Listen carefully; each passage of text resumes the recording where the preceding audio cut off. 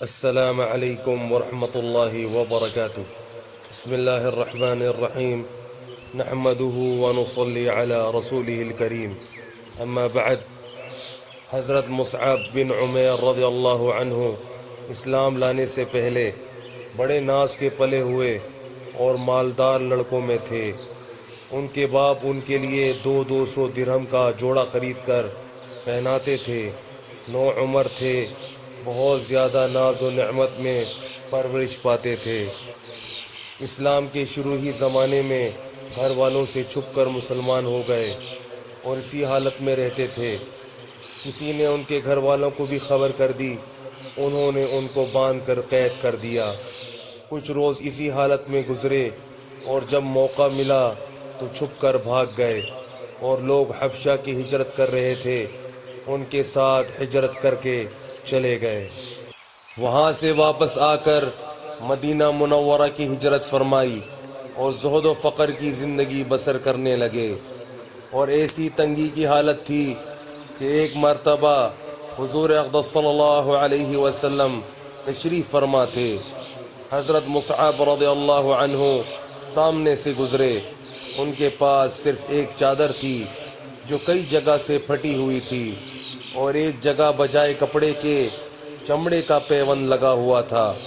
حضور صلی اللہ علیہ وسلم ان کی اس حالت اور اس پہلی حالت کا تذکرہ فرماتے ہوئے آنکھوں میں آنسو بھر آئے۔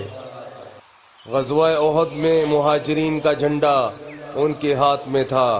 جب مسلمان نہایت پریشانی کی حالت میں منتشر ہو رہے تھے تو یہ جمے ہوئے کھڑے تھے۔ ایک کافر ان کے قریب آیا اور تلوار سے ہاتھ کاٹ دیا کہ جھنڈا گر جائے اور مسلمانوں کو گویا کھلی شکست ہو جائے۔ انہوں نے فوراً دوسرے ہاتھ میں لے لیا۔ اس نے دوسرا ہاتھ بھی کاٹ ڈالا۔ انہوں نے دونوں بازوؤں کو جوڑ کر سینے سے جھنڈے کو چمٹا لیا کہ گرے نہیں۔ اس نے ان کے تیر مارا جس سے شہید ہو گئے، مگر زندگی میں جھنڈے کو نہ گرنے دیا۔ اس کے بعد جھنڈا گرا جس کو فوراً دوسرے شخص نے اٹھا لیا۔ جب ان کو دفن کرنے کی نوبت آئی تو صرف ایک چادر ان کے پاس تھی جو پورے بدن پر نہیں آتی تھی۔ اگر سر کی طرف سے ڈھانکا جاتا تو پاؤں کھل جاتے، اور پاؤں کی طرف کی جاتی تو سر کھل جاتا۔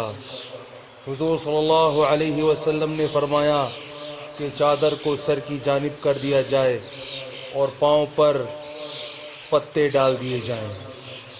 یہ آخری زندگی ہے اس نازک اور نازوں سے پلے ہوئے کی جو 200 درہم کا جوڑا پہنتا تھا کہ آج اس کو کفن کی ایک چادر بھی پوری نہیں ملتی، اور اس پر ہمت یہ کہ زندگی میں جھنڈا نہ گرنے دیا۔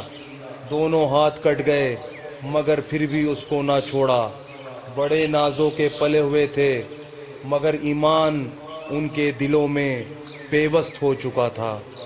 بس میرے بھائیوں دوستوں، جو آج ہم نے پڑھا ہے سنا ہے، اللہ پاک ہمیں اسے سمجھنے کی، عمل کرنے کی اور دوسروں تک پہنچانے کی توفیق عطا فرمائے، اور حضور صلی اللہ علیہ وآلہ وسلم کے مبارک طریقوں پر چلنے والا بنائے۔